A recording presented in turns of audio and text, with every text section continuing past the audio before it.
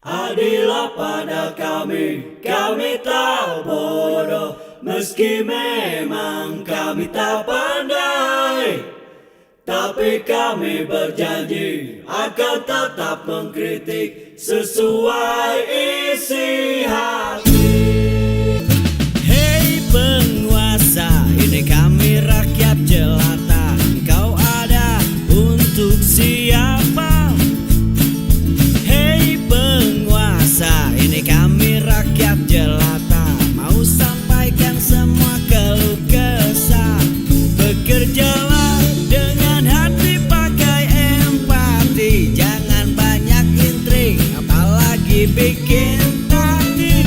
Bijaklah dalam membuat peraturan. Jangan sampai bikin aturan yang berat sebelah.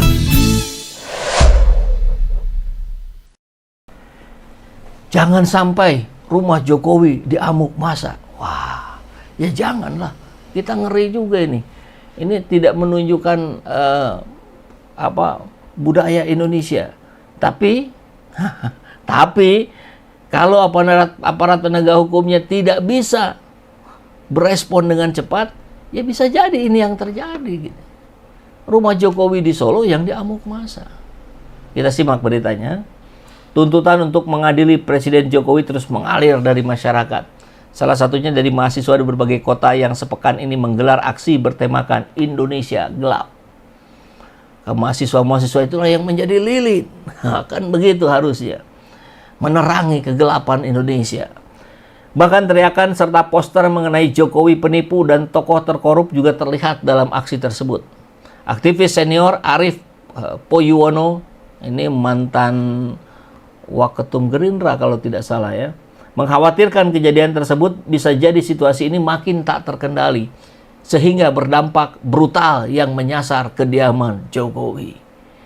Kampanye negatif tentang Jokowi seperti Jokowi penipu, pembohong, tokoh paling korup, adili Jokowi di masyarakat dan di medsos yang aku takuti lama-lama bisa jadi pembenaran terjadinya hukum rimba oleh masyarakat terhadap Jokowi dan keluarga. Tulis Arief dalam akun media X pribadinya kemarin, Minggu. Mantan Waketum Gerindra, betul ya. Ini pun mewanti-wanti agar aksi keos ke rumah Jokowi tidak terjadi. Jangan sampai rumah beliau diamuk massa di Solo. Jangan terjadi. Dengan catatan, aparat penegak hukum bertindak adil. Kalau kesini bisa gercep, ya kesini juga. Nah, sahabat, juga menarik terkait dengan adili Jokowi ini pendapat dari Tony Rashid. Jadi tampaknya perlu kita simak juga tulisan dari Tony Rashid ya. Emang bisa adili Jokowi? Gitu. Pengamat politik dan pemerhati bangsa. Ada-ada saja mau adili Jokowi. Sebagai gerakan moral boleh dan sah-sah saja. Bahkan harus. Oke, secara moral kita semua punya tanggung jawab untuk mendorong agar hukum itu tegak di negeri ini. Tegak di atas semua warga negara, tanpa kecuali. Tapi itu teorinya. Soal realisasinya, nanti dulu. Mau adili Jokowi lewat institusi apa? KPK. Anda tahu keadaan KPK pasca revisi Undang-Undang KPK.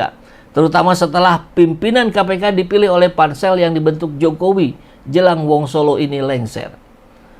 Apa hubungan antara pansel calon pimpinan KPK dengan tuntutan adili Jokowi? Pertanyaan bego kan. Lalu kalau tidak melibatkan KPK, mau adili Jokowi lewat jalur mana? Kejaksaan atau Polri? Jaksa Agung dan Kapolri ini dipilih saat Jokowi masih berkuasa. Kenapa nggak diresapel? Ya tanyain presidennya dong, kok tanya saya? Ingat kasus Gibran, putra sulung Jokowi yang diadukan oleh Ubaidillah Badrun ke KPK. Apakah sampai saat ini ada responnya? Nggak ada. Harapan rakyat semoga laporan itu dibaca. Dibaca itu artinya ya sekedar dibaca. Nggak usahlah sampai ke Gibran, anak presiden 2 periode, full 10 tahun berkuasa. Lah, kasus semacam yang di Tangerang itu juga siapa yang dijadikan tersangka?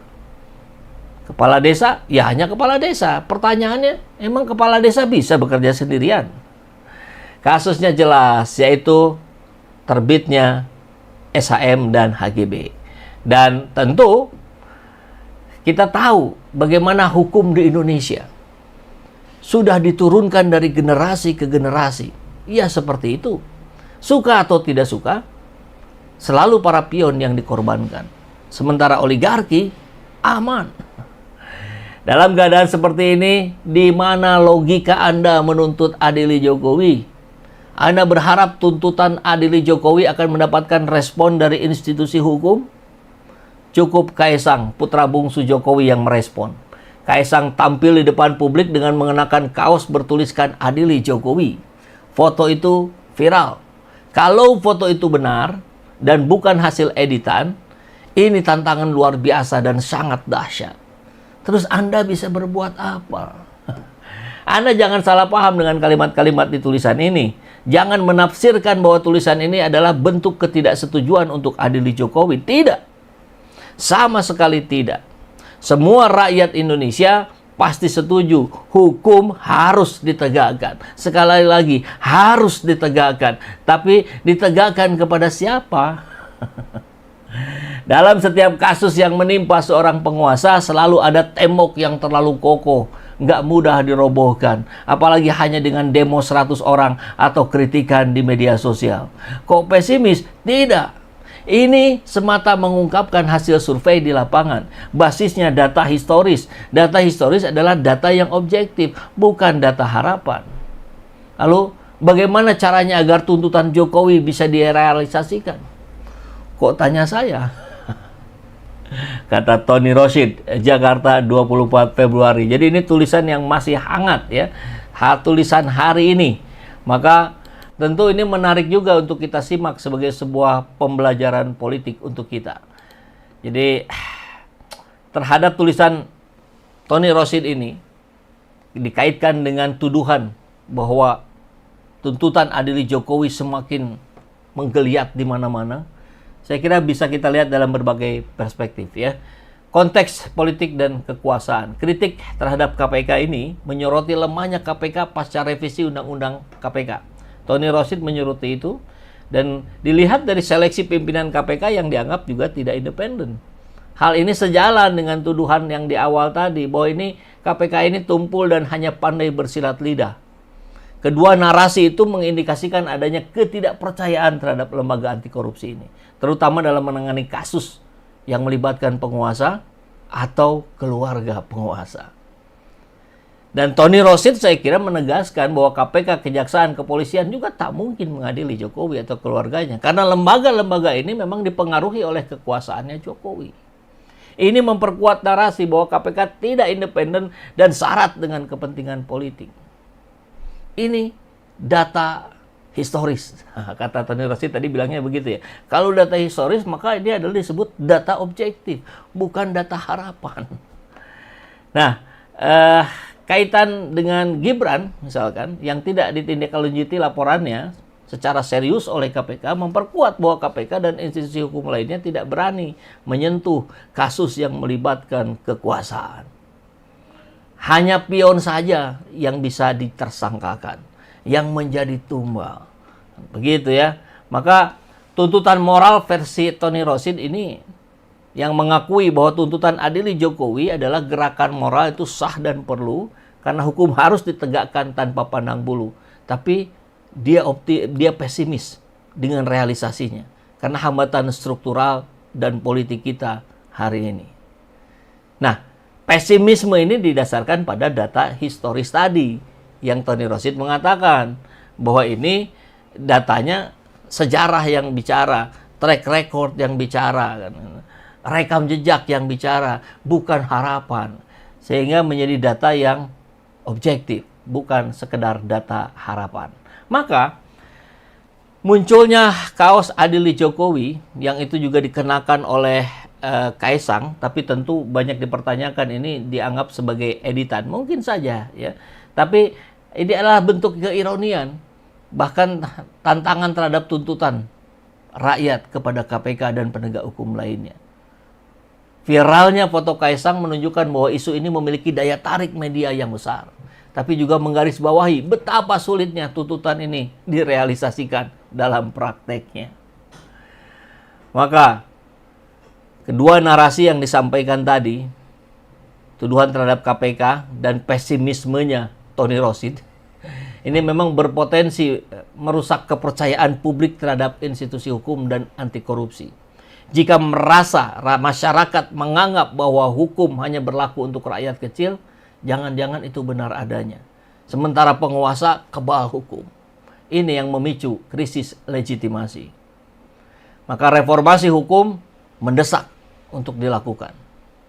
Tanpa reformasi, tuntutan seperti adili Jokowi akan tetap hanya menjadi wacana tanpa realisasi. Dan kita lihat pendapat dari kedua tokoh barusan menunjukkan bahwa hukum di Indonesia memang sering dipolitisasi. KPK dan institusi hukum lainnya dianggap sebagai alat kekuasaan, bukan penegak kekuasaan.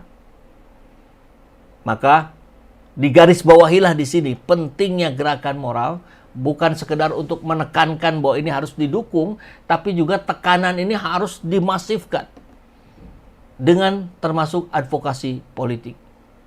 Maka kita bisa berharap kemudian KPK dan institusi lainnya meningkatkan transparansi dan akuntabilitasnya untuk meningkatkan kepercayaan rakyat terhadap lembaga-lembaga tersebut.